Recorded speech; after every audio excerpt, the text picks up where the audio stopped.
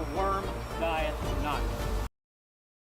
Getting ready to buy or sell a home? Do you want to help support pro-life organizations? Then you need Real Estate for Life. Get a top-notch real estate agent and support pro-life causes. Go to realestateforlife.org to learn more.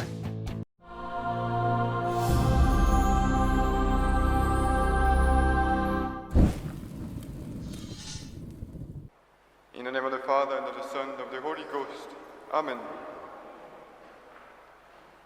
My dear brethren, here is the fifth commandment of God: you shall not kill. Thank you, Canon. We all know that. A murder is very grave, but it's quite rare for a Christian to kill one's neighbor.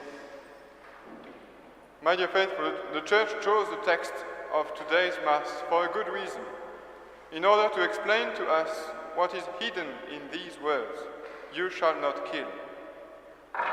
Indeed, not taking the life of another is only the first step in the pyramid of Christian virtue par excellence, and I am referring to charity. Today it is St. Peter who speaks to us through his epistle. What does he preach to us? Charity.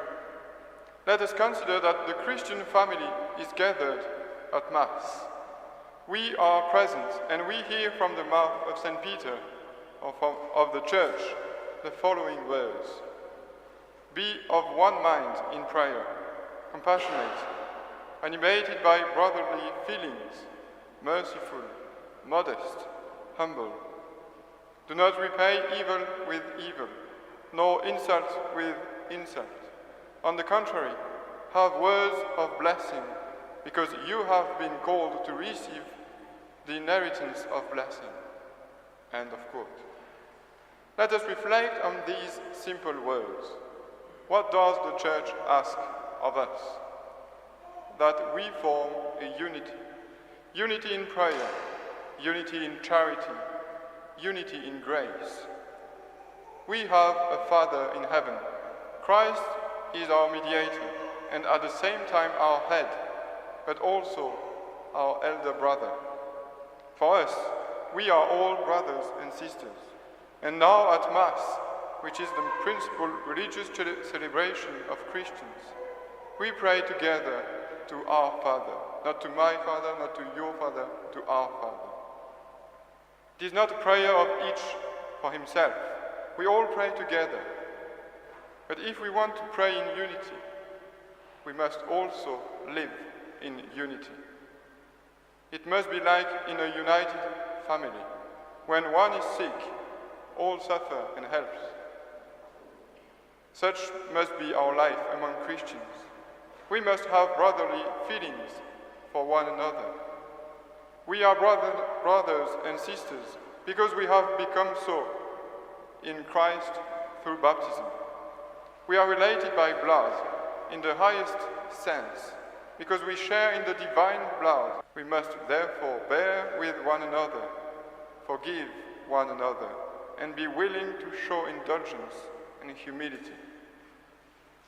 Let us remember, my dear faithful, the story of the first siblings of the human race.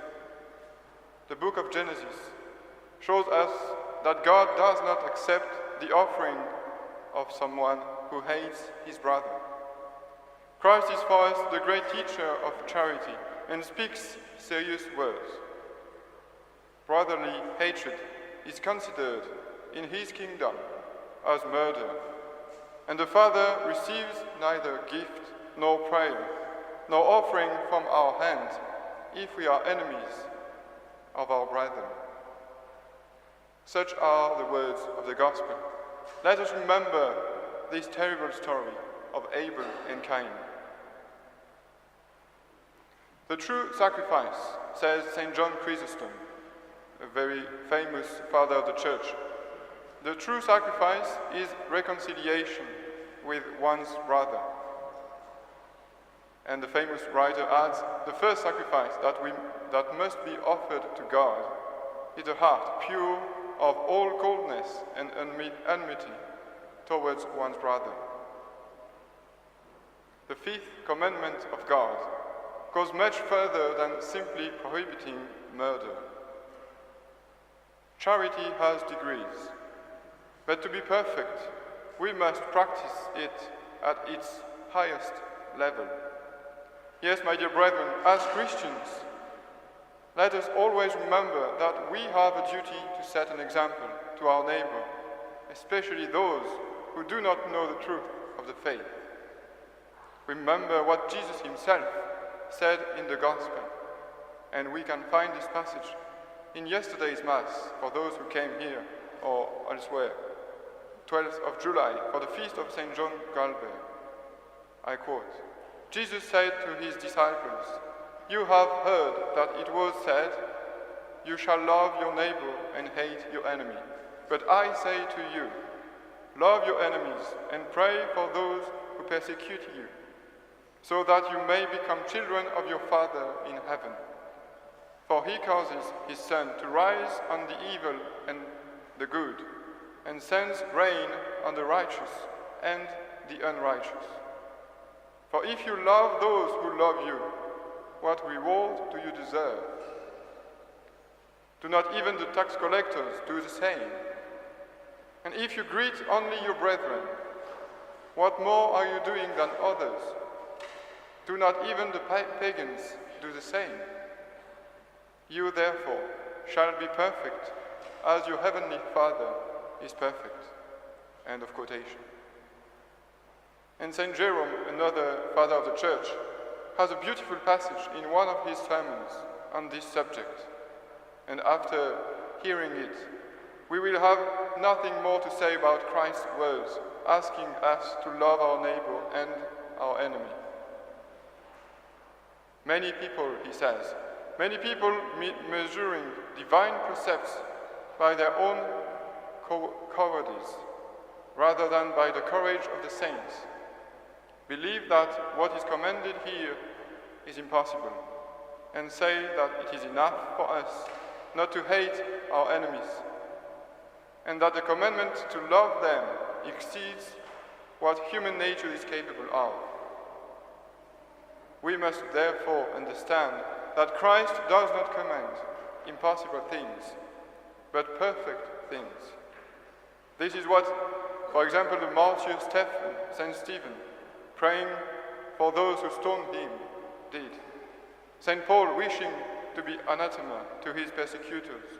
This is what Jesus himself taught and practiced, saying on the cross, "Father, forgive them, for they know not what they do."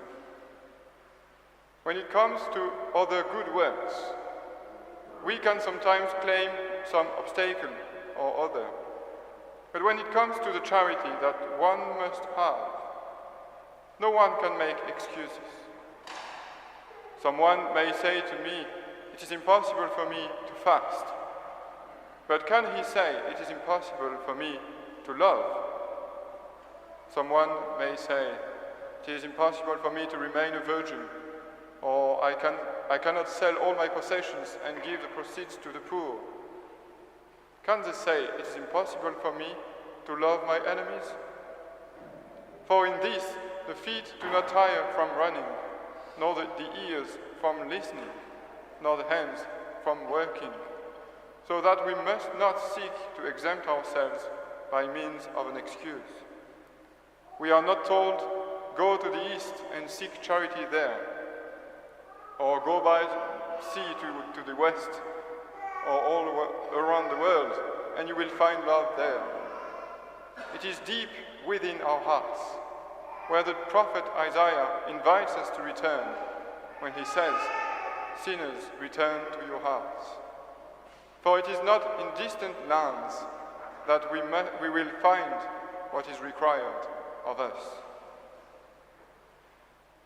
My dear brethren, let us therefore follow the advice of St. Peter today, and not repay evil with evil, nor curse with curse, but on the contrary, bless, because to this you have been called, that you may inherit a blessing.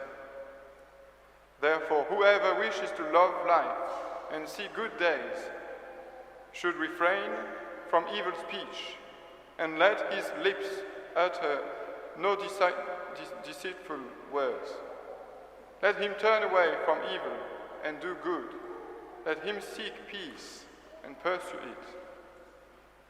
Let us truly reflect on the words we recite just before communion, when we repeat to the Lord, Lamb of God, who takest away the sins of the world, give us peace.